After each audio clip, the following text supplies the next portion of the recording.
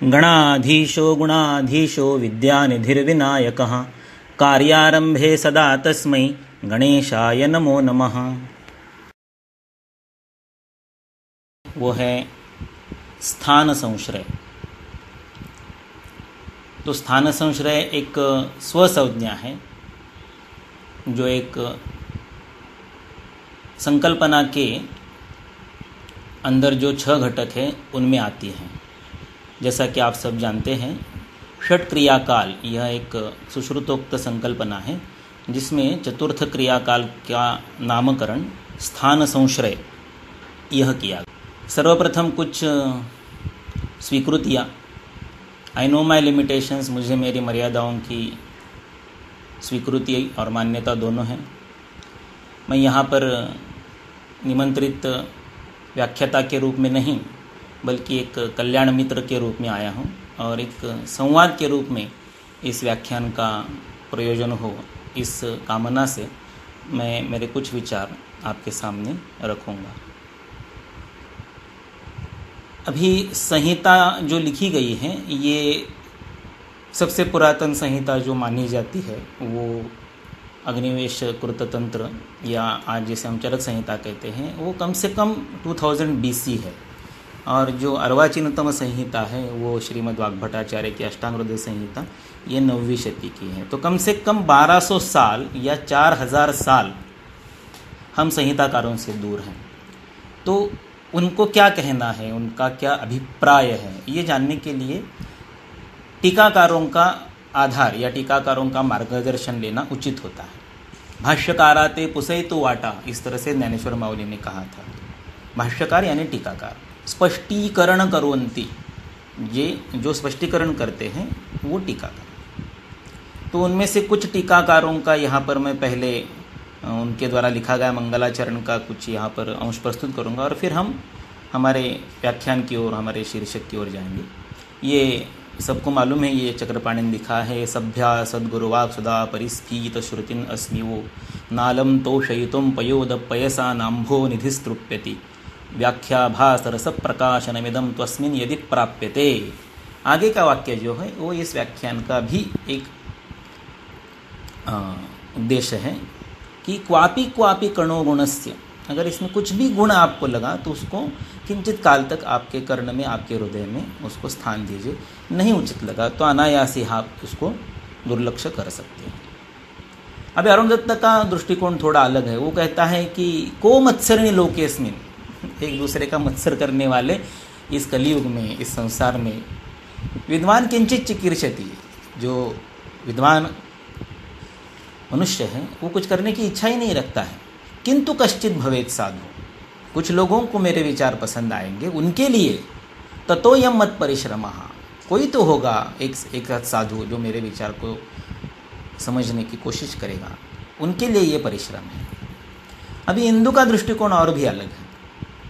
वो कहता है कि जिन्होंने तंत्रार्थ को देखा ही नहीं, अनालोचित तंत्रार्थः, जिन्होंने उसके शब्दों के बारे में कुछ प्रयास ही नहीं किया, श्रम ही नहीं किए, पदादौ अकृत श्रमः यत्र अवभाषते मूर्खः, तो जिन्होंने पाठ नहीं किया, जिन्होंने अवबोध नहीं किया, वो अनुष्ठान की बातें करते हैं। ऐसे मूर्खों की भाषा सभा में विपश्चित विद्वान मनुष्य ने, कृतकर्मा मनुष्य ने, दृष्टकर्मा मनुष्य ने, वाइज पर्सन ने बातें ही नहीं करनी चाहिए। तो व्यक्ति तिथ्या प्रकृति पिंडे पिंडे मतिर्भिन्ना, हर एक का अपना दृष्टिकोण होता है। फिर एक अर्वाचीन जो गाना है उसमें भी गीतकार कहता है, कल और आएंगे नगमों की खिलती कलियां चुनने वाले, तुमसे बेहतर कहने सुनने वाले, मुझसे बेहतर कहने वाले।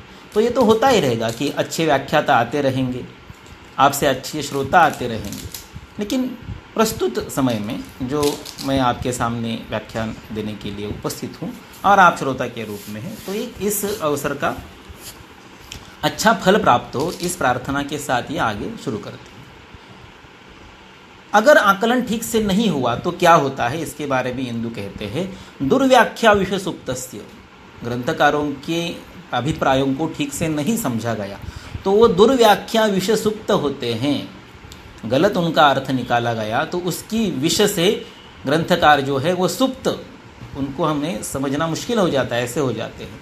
ऐसे वाग्भट के बारे में हो गया था, इसलिए संतु संवित्तिदायिन्यः, उस वाग्भट के अर्थ को, उस संहिता के अर्थों को पुनः संवेदना आ जाए, इसलिए हम इस टीका में प्रयास करेंगे। इंदु टीका का ये वाक्य है, सदा आगम परिष्कृताः, आगम का आधार लेकर।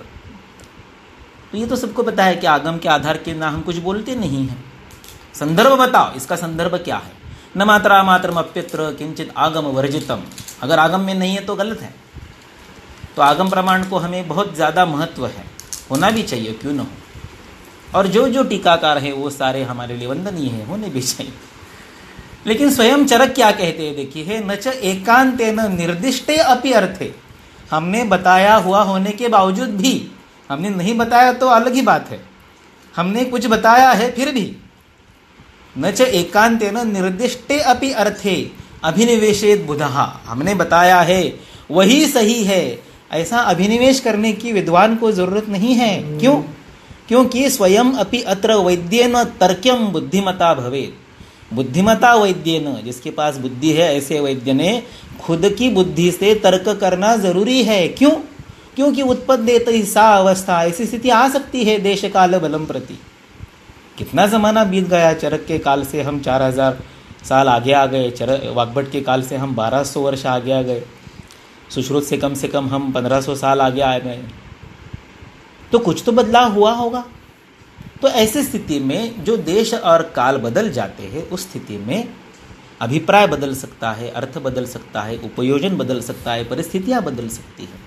अगर आपने ऑलवेन टॉफलर का फ्यूचर शॉक पढ़ा है तो वो कहता है कि फ्यूचर है शॉक्ड अपॉन अस। एक पीढ़ी 50 साल जिंदा रहती है प्रायः, फिर दूसरी पीढ़ी उसको टेक ओवर कर लेती है। तो मानव का ज्ञात इतिहास 4000 सालों का है, तो 50 साल की एक पीढ़ी, तो ये 5 × 8 800 पीढ़ियों के बाद हम प्रस्तुत जनरेशन जी रहे हैं। तो दिस इज 400th जनरेशन। और इस पीढ़ी ने जो स्थित्यंतर देखा है वो आज तक के 398 पीढ़ियों ने नहीं देखा है। हमारी पीढ़ी और हमारे पिताजी की पीढ़ी, इन दो पीढ़ियों ने जो स्थित्यंतर देखा है 1900 से लेकर आज तक, ये दुनिया में कभी न हुआ, इस तरह का बात है। तो चीज़ें बदल जाती है। उत्पद्येत सा अवस्था देश काल बलम प्रति यस्याम कार्यम अकार्यम स्यात्, जो बताया है वो न करने के न बता सकती है। कर्मम कार्य च वर्जितम, जो नहीं बताया है करने के लिए वो करने की स्थिति आ सकती है। इसलिए आदर होना बहुत ज़रूरी है ग्रंथकारों के प्रति, टीकाकारों के प्रति। लेकिन वो त्रिकाल के लिए सत्य ही रहेंगे, अचूक ही रहेंगे, उसमें गलती किसी भी देश में किसी भी काल में संभव ही नहीं होगी। ऐसा नहीं हो सकता, ऐसा चरक का कहना है, मेरा नहीं है। मैं तो बहुत ही क्षुद्र व्यक्ति हूँ। मैं तो कहता हूँ कि वो त्रिविध शिष्य बुद्धि होते हैं कि तीक्ष्ण बुद्धि, मध्य बुद्धि, मंद बुद्धि। हम तो कहते हैं तो हम तो बंद बुद्धि है, चौथी अवस्था है हमारी। फिर भी ये चरक का रेफरेंस है कि कुछ स्थितियाँ ऐसी आती है कि जिसमें आपको अपना तर्क लगाना पड़ता है। तस्मात् सत्यापि निर्देशे, इसलिए आयुर्वेद में उपदेश होने के बावजूद कुर्यात् ऊह्यम स्वयं धिया।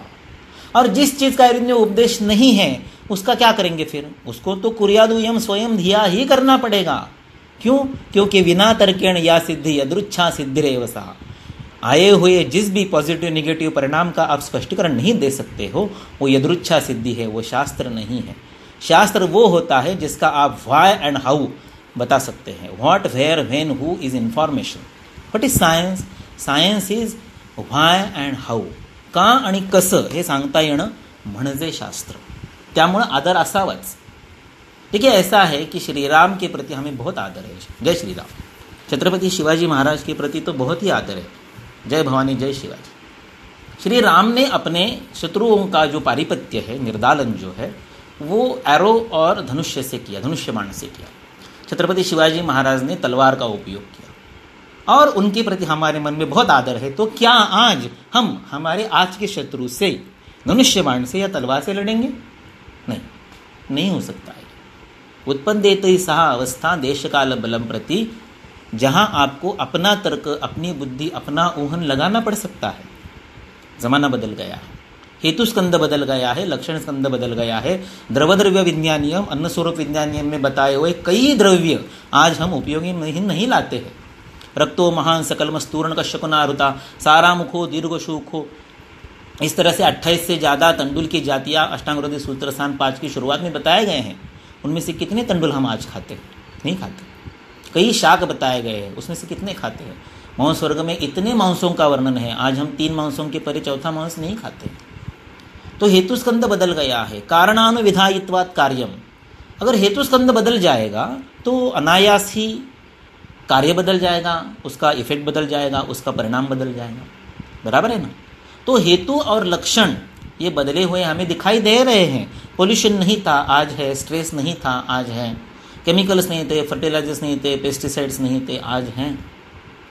सेडेंटरी जॉब बहुत कम थे, आज बहुत ज़्यादा है। तो हेतु बदल गए हैं तो लक्षण बदल रहे हैं, रोगों के नए नए रूप आपके सामने प्रस्तुत हो रहे हैं। तो अगर त्रिस्कंधों में से हेतु स्कंद बदल गया है, लक्षण स्कंद बदल गया है, तो क्या आपकी बुद्धि का आपके इस देश में, आपके इस काल में यह कर्तव्य नहीं बनता है कि आप एक नया चिकित्सा स्कंद लिखें? जरूर लिखना चाहिए। इसमें आप्तों का अनादर बिल्कुल नहीं है, ना ही उनको झुठलाने की कोई कोशिश है। हर चीज को जो शास्त्र में लिखा गया है उसको यह विषय सर्वाधिक महत्वपूर्ण है, यहां से लेकर यह विषय अस्तित्व में होता ही नहीं है, यहां तक बताया जा सकता है। जो बुद्धिमान आदमी है, जिसने कुछ पढ़ा है, जिसका व्यासंग है, वो कहां कहां से रेफरेंस लेके आएगा और आपको बताएगा कि देखिए ये है ही नहीं, जो आप समझ रहे थे वो गलत है, आज तक आप जो समझ रहे थे वो मिथ्या है, अब जो मैं बताने जा रहा हूं वो सही है। ये आसान है करने के लिए, लेकिन करना क्या चाहिए कि जिस विषय के बारे में आप प्रस्तुत करने जा रहे हो उस विषय की महत्व को सामने रखना श्रोताओं के लिए अनुकूल होता है। बराबर है? हो सकता है कि वो विषय किसी अन्य अधिकरण में जाएंगे तो उस विषय का उतना महत्व नहीं रहेगा, लेकिन जब आप उस शीर्षक पर, उस अधिकरण पर बात कर रहे हो तो वो विषय उस समय के लिए सर्वाधिक महत्वपूर्ण होता है। ऐसी ग्रंथकारों की भी वृत्ति है। देखिए, ये सुश्रुत का क्षार का अध्याय है, जिसमें क्षार की प्रशस्ति के समय कहते हैं शस्त्रानुशस्त्रेभ्य क्षार प्रधानतमः, शस्त्रों और अनुशस्त्रों से भी क्षार श्रेष्ठ है। ये बात सही है क्या? नहीं है। जहाँ कंकमुख चाहिए वहाँ कंकमुख, जहाँ सिंहमुख चाहिए जहाँ वहाँ सिंहमुख, वहाँ क्षार कैसे काम करेगा? लेकिन वो क्षार अध्याय लिख रहा है तो वो लिखेगा क्षारः प्रधानतमः। अगला अध्याय अग्निकर्म है, वहाँ लिखेगा क्षाराद अग्निर्गर्यान, क्यों? तद्दग्धानाम अपुनर्भवात्, उससे दग्ध हुए रोगों का पुनर्भाव नहीं होता है, इसलिए क्षार से अग्नि श्रेष्ठ है। अरे अभी तो तुमने क्षार को श्रेष्ठ कहा था, प्रधानतम कहा था, अभी आप क्षार से अग्नि को श्रेष्ठ कह रहे हो। फिर अगला अध्याय आता है जलव का, 13वां अध्याय, वहां कहता है सुकुमाराणाम परम सुकुमारो यम शोणित अवसेचनो उपायो जलव का सहा। फिर 14वां अध्याय आता है शोणित वर्णनीय, उसके अंत में कहता है देहस्य रुधिरम मूलम रक्तम जीवैति स्थिति। देखिए, ये 14वें अध्याय का अंतिम श्लोक है। देहस्य रुधिरम मूलम रुधिरेणैव धार्यते तस्मात् यत्नेन संरक्षम रक्तम जीवैति स्थिति। रक्त देह का मूल है और रक्त जीव है साक्षात। ये 14वें अध्याय का अंतिम श्लोक है। यहाँ अध्याय समाप्त होता है और 15वें अध्याय के पहले लाइन में वाक्य आता है दोष धातु मल मूलम ही शरीरम। अरे 1 मिनट पहले आपने कहा रक्तम जीवैति, अभी कह रहे हो दोष था। ये क्या? ये विवरण की पद्धतियाँ है। चरक में एक विषय प्रस्तुत करने के 18 से ज़्यादा शैलियाँ पाई जाती है। हम चरक को आज पढ़ रहे हैं, लेकिन 1891 में न्यूयॉर्क में चरक पढ़ने वालों का क्लब हुआ करता था। आपको विश्वास आएगा, सुरेंद्रनाथ उपाध्याय ने उनके हिस्ट्री ऑफ फिलॉसॉफी में 3 चैप्टर चरक संहिता पर लिखे हैं। फिलॉसॉफी की पुस्तक में चरक पर 3 चैप्टर। तो ये ग्रंथकार विषय को प्रस्तुत करने में इतने प्रकार से वो शैलियाँ अपनाते थे। आप स्नेह के अध्याय में जो सुश्रुत के, वहाँ लिखा है स्नेह सारोयम पुरुषः। तो जिस भी अध्याय में होगा, जिस भी विषय में होगा, उसकी प्रशस्ति करेगा। ये अनेकांत है, नैकांत तंत्रयुक्ति जिसे कहते हैं अनेकांत। सब कुछ संभव है, तुम भी सही हो, तुम भी सही हो, तुम भी सही हो, इस समय में आप सही हो, उस समय में आप सही हो, इस स्थिति में आप सही हो। तो किसकी उपयोगिता, किसका योग्यत्व कब और कहाँ है, ये समझना वैद्यत्व है। हर चीज में एकांत यही सही है, ऐसा दुराग्रह हट्टाग्रह नहीं चाहिए। आगे क्यों? क्योंकि हम युक्ति मानने वाले लोग हैं, हम अनुमान नहीं मानते हैं। अनुमान में सुनिश्चित चाहिए, एक हेतु एक साध्य, ऐसे युक्ति में नहीं होता। युक्ति में हर चीज नहीं है, हर फिनोमिनन अलग है। पुरुषम पुरुषम वीक्षय। We are practitioners, we are not researchers. हम लैब में नहीं बैठे, हम पेशेंट को ठीक करने के लिए बैठे। वहाँ पर युक्ति बहु कारण योग जान, हम बहुत कारणों का एक साथ विचार करते हैं और युक्ति जानने वाले को सिद्धिर युक्तो प्रतिष्ठिता तिष्ठत्युपर युक्तिज्ञो द्रव्य ज्ञानवताम सदा। द्रव्य का ज्ञान जिसे है या द्रव्यवताम औषध जिसके पास है और ज्ञानवताम ज्ञान जिसके पास है, ऐसे लोगों से भी ज्यादा युक्तिज्ञ सर्वोपरि है। चरक सूत्र 25 में चरक कहते हैं, पुनरुसु कहते हैं, तत्वम ही दुष्प्रापम पक्ष संश्रया। किसी एक चीज को पकड़ के मत बैठिए, उस चीज का महत्व वहां तक हो सकता है, लेकिन दूसरे समय में किसी दूसरी चीज का महत्व हो सकता है। ना विधूते तमस्कंधे, अगर आप तम अंधकार को नहीं हटाएंगे तो आपको जिस बारे में ज्ञान प्राप्त करना है वो तो ना विधूते तमस्कंधे ज्ञेय ज्ञानम प्रवर्तते। आगे अभी यहां पर आते हैं कि जैसा मैंने कहा कि मैं आपको ये भी सिद्ध करके बता सकता हूं कि स्थान संश्रय नाम का कोई विषय होता ही नहीं है। ऐसे में मैं आपको सिद्ध करके बता सकता हूं। देखिए सुसु 21 का शुरुआत होता है वर्ण प्रश्न नाम के शब्द से। उसका टाइटल ही वर्ण प्रश्न है। ये स्थान संश्रय जिस अध्याय में वर्णित हुआ है उसका नाम ही वर्ण प्रश्न है। फिर वहां पर डल्लन लिखते हैं वर्ण शब्देन अत्र वातादयः उच्यन्ते। क्यों भाई, ऐसे कहीं पर नहीं है पूरे शास्त्र में, आप यहां पर क्यों ऐसे बता रहे हो? क्योंकि उसको जस्टिफाई करना है। वो सुश्रुत का टीकाकार है तो सुश्रुत ने जो लिखा है वो सही है, उसको जस्टिफाई करना है, इसलिए वो कुछ ना कुछ कोशिश करेगा। विषय अध्याय में जो विषय आने वाला है और अध्याय का जो शीर्षक है उनके बीच में सुसंगति प्रस्थापित करने की वो कोशिश करेगा। तो ये उसकी कोशिश बहुत बहुत दुष्कर हो गई है उसके लिए। वर्ण शब्देन अत्र वातादय उच्यन्ते, ऐसी शुरुआत की है उसने। और जहां अध्याय समाप्त होता है वहां कहता है शरीर एक देशोत्थो दोष संघातो वर्ण इति उच्यतः। वर्ण क्या है? शरीर एक दोष उत्थ दोष संघातः, शरीर के किसी एक प्रदेश में होने वाला यह दोषों का संघात है। अभी तो आपने कहा था कि वर्ण शब्द से वातादि कहते हैं, इसलिए वातादि के हम आगे स्थान बताएंगे, प्रकार बताएंगे, फिर उनके प्रकोप के हेतु बताएंगे, फिर उसका चय कैसे होता है। अरे पूरे अध्याय में सुसु 21 के पूरे अध्याय में वर्ण के बारे में एक भी शब्द नहीं है। फिर वो आश्चर्यचकित होता है, पूरा अध्याय खत्म होने को आया और वर्ण के बारे में कुछ नहीं लिखा। फिर अंतिम श्लोक लिखता है वर्णवती अस्माद् रूढेपि वर्ण वस्तु न नश्यते आदेयदारण तस्माद् वर्ण इत्युच्यते बुधैः। तो मेरी ये आशंका है, ये क्या है? ये मेरी आशंका है कि कहीं ऐसा तो नहीं है। आप ये जरा देखिए, ये है सुश्रुत का अनुक्रमणिका, सूत्रस्थान का अनुक्रमणिका। पहला है वेदोत्पत्ति, फिर अग्रात, छठे अध्याय में ऋतुचर्या। 7वें से एक्चुअली शल्य का विषय शुरू होता है।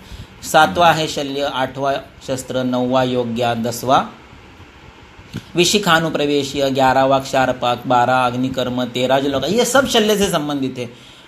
शोणित वर्णनीय में अचानक धातु वचन आ जाता है। क्यों? क्या संबंध है उसका? शोणित वर्णन के जलौका के बाद आपने सिरावेद लिखना चाहिए था, जो आपने सुश्रुत शारीर स्थान 7 में लिखा। क्यों यहां क्यों नहीं लिखा? फिर 15 अध्याय में दोष धातु मल क्षय वृद्धि विज्ञानम, क्यों भाई ये बीच में क्यों? और उसके बाद में झट से कर्णव्यध बंध विधि अध्याय। अभी आप कभी डल्लन ने कर्णव्यध बंध विधि के अध्याय की शुरुआत कैसे की है? देखिए उसको इतनी तकलीफ हुई है, इतनी उसको दुष्करता हुई है कि उसका संबंध प्रस्तावित करते समय कि ये 15वें अध्याय के बाद कर्णबंध विधि क्यों आया। अच्छा ठीक है, हमारे विषय का वो नहीं, विषय हमारा ये है वर्ण प्रश्न। तो 16वां कर्णवेद बंध, ठीक है भाई, शल्य का विषय है। आम पक्वेशणीय वर्णशोध की पूर्व की बात है।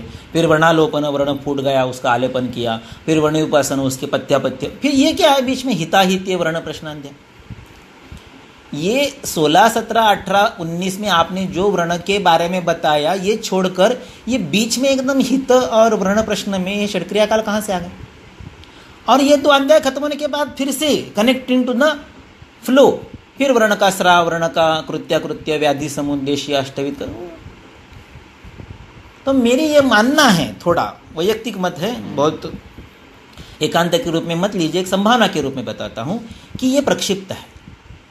जिस विषय पर हम चर्चा कर रहे हैं सान संशय, वो विषय जिसमें आता है वो षटक्रिया काल। षटक्रिया काल का वर्णन जिस अध्याय में है वो वातादियों के वर्णन का अध्याय, वातादिय के स्थान का, और उस अध्याय का नाम है वर्ण प्रश्न। मेरी दृष्टि से अगर ये टाइटल सही है तो उसमें वर्णित विषय जो है ये प्रक्षिप्त है, उसके साथ छेड़छाड़ हुई है। जैसे यहाँ पर ये पीछे वाला जो है कर्णव्यत के पहले दोष धातु मल आता है। ठीक है, हिस्टोरिकल बातें हमारे विषय से नहीं है, लेकिन एक आपके सामने रखना चाहा मैंने कि ऐसा हो सकता है, इसलिए आगे।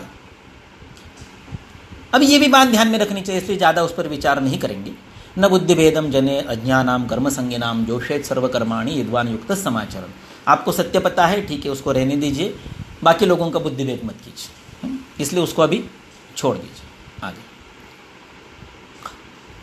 फिर है, अगर मैं ऐसा करूं कि आपके सामने एक 100-150 रेफरेंस डाल दूं और आपको बोलो देखिए ये ऐसा है, तो क्या होता है कि आप चकाचौंध हो जाते हैं। भाव कितना पढ़ा हुआ है, कितना व्यासंग है, कितना पता है।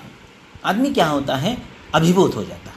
जैसे अगर आप नाइट ड्राइविंग कर रहे हो और आपके सामने से एक डिपर लगाए बिना अपर लाइट ब्राइट लगा के कोई सामने से व्हीकल आ रहा है, आप क्या हो जाते हो, आपको दिखाई नहीं देता, आपको केवल लाइट दिखाई देता है, आपको रास्ता नहीं दिखाई देता है, उसमें गड्ढा नहीं दिखाई देता है, टर्न नहीं दिखाई देता है।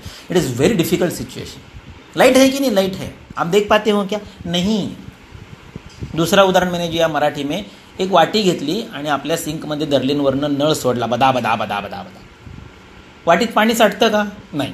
पाणी किती पडलं, प्रचंड, खूप प्रचंड वेगाने पाणी साठलं किती, 0। इसलिए वो नहीं करना है। ढेर सारे रेफरेंस यहाँ से वहाँ से आपके सामने पटक दिए और फिर ये देखो क्या है, फिर उसको उलझा के रख दिया। नहीं यार, ऐसे मत करो। जो विषय जहाँ पर है उस विषय से संबंधित अधिकरण तंत्र युक्ती लगा के ही काम करो। यहाँ से वहाँ से वडाच्या झाडाला पिंपळाची साल लावणे हे प्रकार करू नये। काय होतं कि इफ अगर आप बहुत सारे रेफरेंस एक साथ डालेंगे जो उसके संबंध में नहीं है, देखिए संबंधित रेफरेंस आप 1000 डाल लो, कोई प्रॉब्लम, लेकिन वो नहीं है तो उसको नहीं डालना चाहिए। क्योंकि क्या होता है, मृतपिंडम त्वरया सिक्तम, आपने माटी के ठेले को ले लिया और वो पानी के नीचे धर दिया, जोर से आने वाले पानी के, जो ऊपर वही बताया मराठी में वही, तो वो अंदर से वो जो मृत्तिका का ठेला है, ज्याला आपण ढेकूळ म्हणतो, वो गीला नहीं होता है। ये चरक ने उदाहरण दिया है स्नेहन के अध्याय में। इसलिए आहिस्ता आहिस्ता होना चाहिए, शनै शनै होना चाहिए। हमें शास्त्र के प्रति क्या निर्माण करना है, भय निर्माण करना है, दड़पण निर्माण करना है, प्रेशर देना है, नहीं। ये प्रेशर कुकर नहीं है, मज़ा आना चाहिए। अगले 1 मिनट में, अगले 1 घंटे में हमारे सामने जो अनफोल्ड हो जाने वाला है उसमें मज़ा आना चाहिए। अगर मैं आपको कुछ बताऊं और आपको लेक्चर के अंत में किसी ने पूछा कैसा था लेक्चर, बहुत अच्छा था, आपको क्या मिला, कुछ नहीं मिला, तो उसका कुछ मतलब नहीं है। टेक अवे, क्या बोलते हो, टेक होम, ऐसा कुछ उसमें आना चाहिए। तो उन रेफरेंसेस को, तो उन बौछारों को, तो उस प्रपात को, तो उस त्या धबधब्याला काहीतरी प्रयोजन आहे। आगे ये सबको पता है। आयुक् कामय मानेन, इसकी टीका में लिखा है, आदर कैसे, पाठावबोधानुष्ठान रूपहा, उत्कृष्ट यत्नकार। फिर पाठावबोधानुष्ठान ये शब्द अरुण दत्त ने कहाँ से लाया, यह आया अष्टांग हृदय उत्तर तंत्र 40/82 में। दीर्घं जीवितम आरोग्यम पाठ अवबोध अनुष्ठान ही अधिगच्छति, यहाँ से आपको ये श्लोक आता है कि अगर आप पाठ अवबोध और अनुष्ठान करेंगे आयुर्वेद का, तो आपको आपकी ज़िंदगी में चाहिए वो सारा, दीर्घं जीवित, लॉन्गेविटी, आरोग्य, हेल्थ, धर्म, आपकी ड्यूटीज फुलफिल करना, वेल्थ चाहिए, सुख चाहिए, यश चाहिए, वो सब मिलेगा। यही चरक ने सिद्धिस्थान 12 के अंत में लिखा, इदम अखिलम अधीत्य पाठ सम्यक अर्थान विमृशति यो अविमना अर्थबोध अवबोध प्रयोग नित्यः अनुष्ठान, वो सारे विश्व पर उपकार करता है। यही सुश्रुत ने लिखा, सुश्रुत सूत्र 3 के अंत में, वाक् सौष्ठवे अर्थ विज्ञाने प्रागल्भे कर्मणे पुणे तदभ्यासे च सिद्धौ च यतेत अध्ययनान्तकः। अध्ययन अंतकः, आयुर्वेद के अध्ययन के उद्देश्य क्या होने चाहिए, वाक् सौष्ठवे। देखिए हम कलयुग में, हम त्रेता युग में, द्वापर युग में नहीं है। जब कृतयुग था तब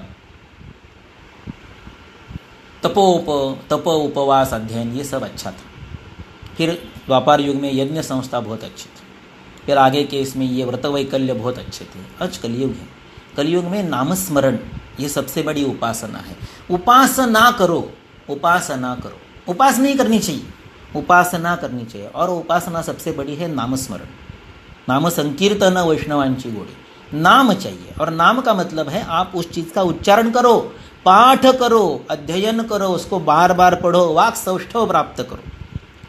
फिर वाक् सौष्ठव से अनायासी अर्थबोध आता है, और अर्थबोध से आपको प्रागल्भ्य आता है। ये तीन जो है ये इन ब्रेन होने वाली चीज़ें हैं, ये इंटेलेक्चुअल चीज़ें। बाकी की जो चीज़ें हैं वो इन फील्ड है, आपके क्लिनिक में है। कर्म नैपुण्य, स्किल इन योर प्रैक्टिस, तद अभ्यास, प्रैक्टिस आप सालों तक, दसों सालों तक, डेकेड्स तक करते हो, और कहीं जाके आपको 50, 55, 60, 65 के आसपास सिद्धि आ जाती है, श्योर शॉर्ट सक्सेस की स्थिति आती है। तो पाठ अर्थात वाक् सौष्ठव अर्थात इदम अखिलम अधीत्य, अवबोध अर्थात अर्थविज्ञान प्रागल्भ्य अर्थात सम्यक अर्थान विमृशति। और अनुष्ठान का मतलब है कर्म नैपुण्य तद अभ्यासे सिद्धो, या चरक की परिभाषा में यो अभिमना प्रयोग नित्य। हाँ, सभी ग्रंथकार एक ही भाषा में बोलते हैं, शब्द अलग होने के बावजूद। आगे तो पाठ और अवबोध तो हम कर चुके हैं, हम तो डिग्री ले चुके हैं, हमें तो अनुष्ठान की जरूरत है, वी आर प्रैक्टिशनर्स, है ना। तो स्थान संश्रय के बारे में आप जो बताएंगे उसका प्रैक्टिस में क्या उपयोग है वो बताओ, बाकी रेफरेंस हम पढ़ लेंगे, वो तो एप्लीकेशन में भी आते हैं, वेबसाइट पर भी है, हमारे घर में ग्रंथ है, वगैरह वगैरह। आप हमें ये बताओ। तो कुछ 4 केसेस देखेंगे, फिर विषय की ओर जाएंगे। 4 केसेस क्या क्या है देखिए। ये पहली केस है, ये केस है एज 18 डेज, 18 दिन का बच्चा था NICU में, उसकी प्रीमैच्योर डिलीवरी हो गई थी 27th वीक में, जो 40वीं वीक में होनी चाहिए वो 27वीं वीक में हो गई। उसका बर्थ वेट था 980 ग्राम्स, वायबल वेट है 2500। वो सेप्टिसेमिया में था, उसका एब्डोमिनल डिस्टेंशन था 28 सेंटीमीटर। सोचिए 980, जो आप चिकन लाने को जाते हैं वो भी 1.25 किलो का होता है, ये 980 ग्राम का बच्चा है। कितना कलेवर होगा कुल मिला के, एक वितस्ती, एक विता एवढं 4.5-6 इंच एवढं ते बाळ होतं। उसका पेट कितना होगा, और उस पेट का डिस्टेंशन 28 सेंटीमीटर था। यानी कितनी डिफिकल्ट कंडीशन है देखिए। इंटेस्टाइनल ब्लीडिंग हो चुका था, oxygen saturation was not maintain, इसलिए उसको ऑक्सीजन दे रहे थे 12 लीटर्स पर आवर। अब ये इतने कंडीशन ख़राब है तो उसके फुफ्फुसों में इतनी ताकत नहीं है कि वो श्वास को अंदर खींच सके, इसलिए उसको CPAP लगाया है। 27वें वीक में माता को लैक्टेशन नहीं है तो उसको अन्न नहीं जा रहा है, तो there is no stool pass since his birth, since last 10 days. और बताया है कि he will not see next morning sun. This is the sentence by NICU doctor who was treating that baby. उसने उसके बाप को बोल दिया इस बच्चे के कि he will not see next morning sun, ये बच्चा कल का सूरज नहीं देखेगा। This is the condition. अब इसमें स्थान संश्रय कहाँ है, इसमें चय कहाँ है, प्रकोप कहाँ है, इसमें व्यक्ति भेद कहाँ है। ये मरने को आया है, he will not see next morning sun. अभी आप इसमें स्थान संश्रय ढूंढेंगे, चय ढूंढेंगे, उपद्रव ढूंढेंगे, स्वतंत्र ढूंढेंगे, परतंत्र ढूंढेंगे, स्थान का अर्थ अधिष्ठान है ढूंढेंगे, या स्थान का अर्थ क्षय स्थान वृद्धि प्रमाण है ढूंढेंगे, क्या करेंगे इसको। देखिए ये प्रतिपत्ति होती है, उस समय आपको निर्णय लेना है। 1:30 बजे ये कंडीशन थी, बच्चे के फादर ने फाइल पर कंसेंट लिख के दिया कि we will stop the all treatment medicine, only IV fluids and oxygen will continue till he breathes last. ये 1:30 बजे की बात है। 2 बजे मुझे कॉल आया, मैं पहुंच गया। 2:30 बजे इसका ट्रीटमेंट चालू हुआ, और सुबह 6:30 बजे 4 घंटे बाद ये बच्चा आउट ऑफ ऑल डेंजर्स था, सभी के सभी कॉम्प्लिकेशन चले गए थे। उसका ऑक्सीजन सैचुरेशन 95 के ऊपर चला गया था। ऑक्सीजन जो दे रहे थे 12 लीटर, वो 2 लीटर पर लाया गया था। CPAP रिमूव होता, इंटेस्टाइनल ब्लीडिंग बंद हो चुका था, स्टूल पास हो चुके थे, एब्डोमेन सॉफ्ट हो चुका था, इंटेस्टाइन में ब्लीडिंग नहीं था। उस नर्स ने मुझे एस्पिरेट करके दिखाया कि there is no bleeding now in intestine. आज इस बच्चे की उम्र 20 साल है। How to diagnose that condition? Is it in षटक्रिया काल? नो, इट इज बियॉन्ड षटक्रिया काल, इट इज बियॉन्ड व्यक्ति, इट इज बियॉन्ड भेद, इट इज ऑलमोस्ट नियर अरिष्ट एंड मृत्यु। इनके बीच में ये बच्चा है। आतंक पंक मग्ना नाम हस्तालंबो भिषग्जित।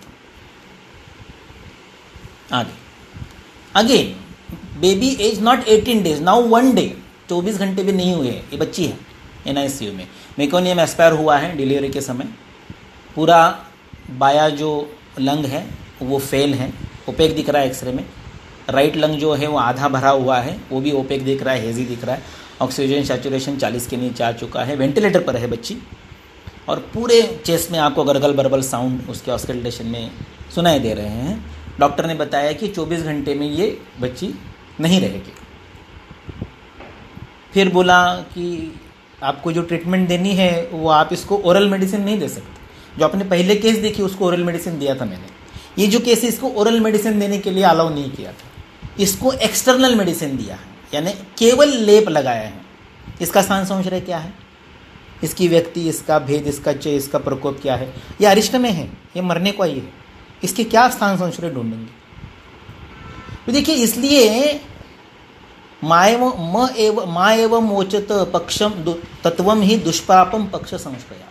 अगर आप किसी चीज़ को पकड़ के बैठोगे कि हर चीज़ को मैं षटक्रिया काल में ही घुसड़ दूंगा तो नहीं होता है, उसके परे बहुत कुछ है। आज इस बच्चे की उम्र 5 साल है, इसको हमने 18 लेप लगाए, 36 घंटे के बाद इसके दोनों लंग्स क्लियर नजर आए एक्सरे में, इसका वेंटिलेटर रिमूव किया गया एंड शी सर्वाइव्ड। अभी ये 72 साल की लेडी है, L1 to S1 all vertebrate degenerated, SLR was less than 10, almost 0 SLR, वो पाँव उठा नहीं पाई थी, सीवियर पेन था, she was not able to, उसको इस कुक्षी से उस कुक्षी पर टर्न करना भी नहीं पॉसिबल था, यूरिन वगैरह सारा बेड पर हो रहा था, और उसको बताया था कि इसका ऑपरेशन पॉसिबल नहीं है, आप पेन किलर खाते खाते 72 की उम्र हो गया और कितना जियोगे, मर जाओ वहीं पर पेन किलर खाते खाते। फिर इसको ट्रीट किया और ये आगे 14 साल जिंदा रही, और 86 की उम्र में आज से 4 साल पहले ये दादी जो है ये गुजर गई, और ये ट्रीटमेंट किया गया था 2002 में, और ये 1000 केसेस उसके बाद ट्रीट किए। अब इसका उल्लेख ही नहीं है शास्त्र में कशेरुका के डिजेनरेशन का, उसका क्या करेंगे, उसका स्थान संशय कहाँ ढूंढेंगे, इसको व्यक्ति में लाएंगे कि भेद में लाएंगे।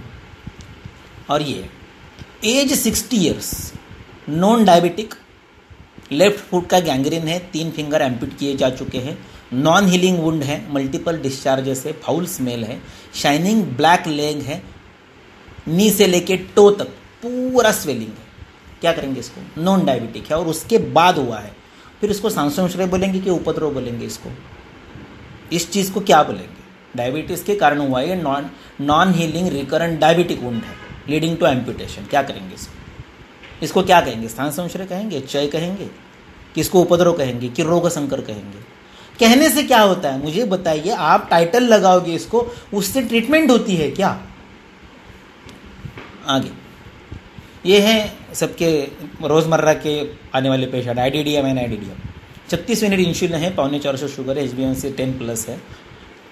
फिर इसको ट्रीट किया, फिर नीचे आ गए BSL 95-138, HbA1c 6.1 पर आया, प्रोटीन लॉस नहीं हुआ, there was not weight loss, not at all.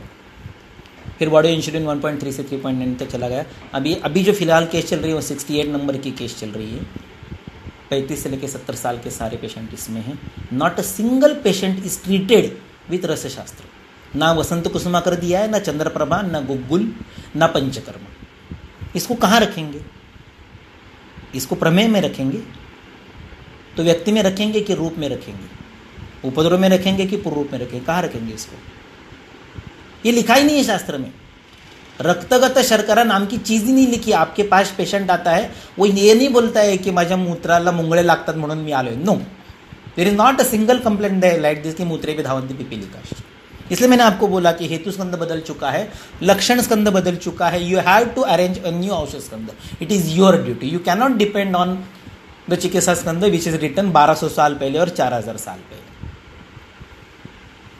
ये एक और चीज़ें हैं जो ना रुग्ण संवेद्य है ना वैद्य संवेद्य है, ये लैब संवेद्य लक्षण है। देखिए फास्टिंग ग्लूकोज 226, PP 177, फिर 2 महीने बाद डेट देखिए 18/4/2016, 18/6/2016, 74 और 99 नॉर्मल आ गए 2 महीने में। फिर अप्रैल में HbA1c 9.4 और एवरेज ब्लड शुगर 2 to 3। फिर जुलाई में HbA1c 3 महीने बाद करते हैं ना, इसलिए जुलाई में 6.2 नॉर्मल और शुगर लेवल आ गई नीचे। फिर अप्रैल में ट्राइग्लिसराइड 2 to 7 और जून में ट्राइग्लिसराइड 79। इसको क्या कहेंगे, इसको कहाँ रखेंगे? इसको सांसोंशर में रखेंगे, इसको रूप में रखेंगे, कहाँ रखेंगे इसको? क्या देखिए, we are here not to discuss the things which are in references. देखिए थियोरटिकल पतंगे तो बहुत उड़ाई जा सकती, मैं भी आपको उड़ा के दिखाऊंगा। यहाँ से आगे अभी मैं कुछ क्लिनिकल नहीं बोला हूँ, सब जो दल्लन में, हेमाद्री में, चक्रपाणी में वही लिखा हूँ, तो मैं आपको वो रेफरेंस के पतंग कैसे उड़ाते हैं वो भी मैं दिखाता हूँ आपको। लेकिन जब पेशेंट सामने बैठता है एक कंप्लेंट लेके जो आपके शास्त्र में नहीं लिखी है, एक रिपोर्ट लेके बैठता है जिसकी टर्मिनोलॉजी आपके शास्त्र में नहीं लिखी है, उस समय षटक्रिया काल नहीं होता है। वो षटक्रिया काल के परे के लोग होते हैं। They are not from chair to bed, they are beyond that. नमस्कार, welcome to our online Samhita and Tika reading course.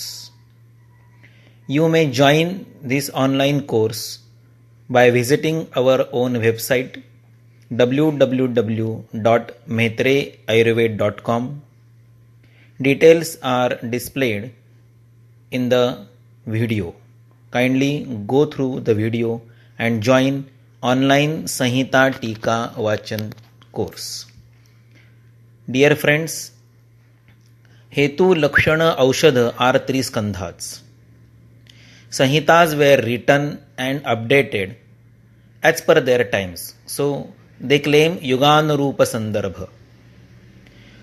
But the last Sanhita written is Ashtanga Hridayam, which was in 9th century almost. 1200 years have been passed. No actual updation in fundamental things is done.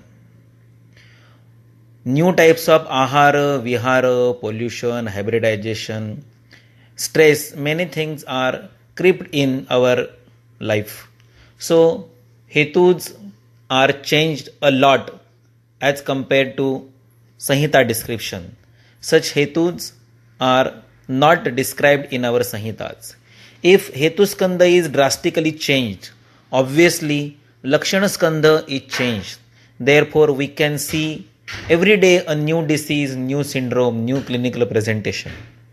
If Hetu Skandha and Lakshana Skandha are changing, obviously a new Chikitsa Skandha is expected to be designed as per those Hetus and those Lakshanas which are new and not described in our Sanhitas.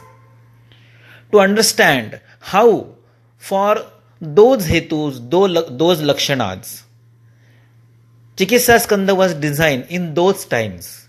If we can understand that methodology of that time Hetu, Lakshana, Aushadha interplay, then it will be possibly easy to decode today's new Hetus, today's new Lakshanas, and obviously we will be able to design a new Chikitsa Skandha as per today's Yuga. So a new Yuganurupa Sandarbha is very much needed.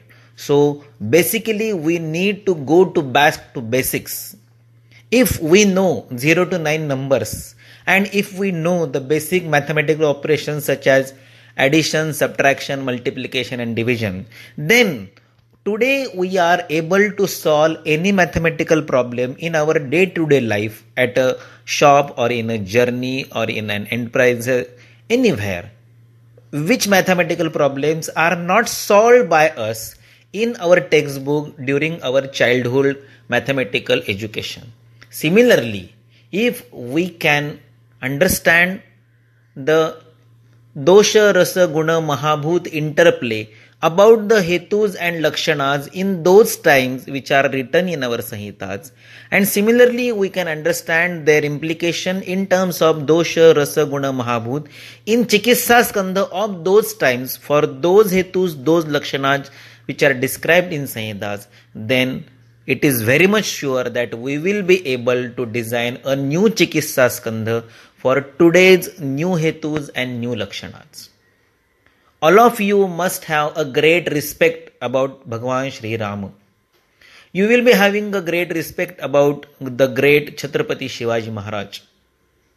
Prabhu Ramachandra fought against the demons using arrow and bow.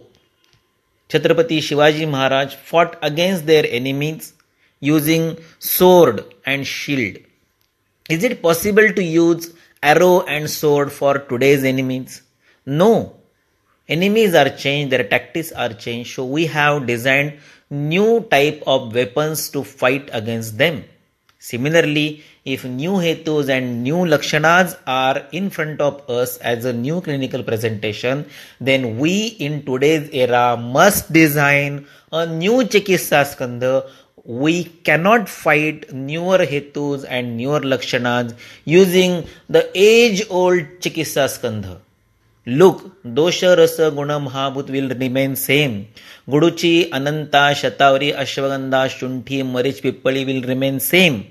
But for today's hetus and today's lakshanas, we have to permute and make new combinations to design a new Chikitsa Skandha which will yield a sure shot success. And for there, we need to go for original Sanhita and original Tika Adhyayan once again. Welcome to online course for Sanhita Adhyayan and Tika Vachan, and also you can join our online course for Tantra Yukti application in Sanhita Adhyayanam.